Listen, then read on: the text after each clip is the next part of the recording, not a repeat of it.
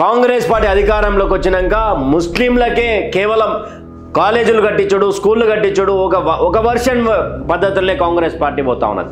RSS కాకుండా బజరంగ్ దళ్ని కూడా ban చేయాలి, వాళ్ళ వల్ల ఇబ్బంది అవుతా ఉన్నది. గో సంరక్షకులను అరెస్ట్ చేయాలి, గో సంరక్షణ అనేది కూడా బ్యాన్ చేయాలి అని అంటే హిందూ మతం మీద, హిందువుల మీద విషం చిమ్మే ప్రయత్నం కర్ణాటక కాంగ్రెస్ చేస్తూ ఉన్నది.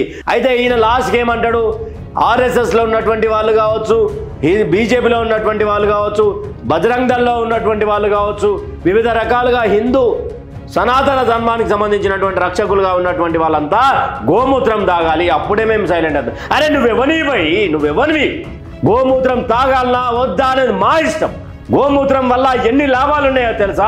ఒకసారి యుఎస్కి సంబంధించినటువంటి సైంటిస్టులను అడుగు, యూకేకి సంబంధించినటువంటి సైంటిస్టులను అడుగు, వివిధ రకాలుగా పెద్ద స్థానంలో ఉన్నటువంటి సైంటిస్టులను అడుగు, గోమూత్రం వల్ల ఎన్ని లాభాలు ఉన్నాయి.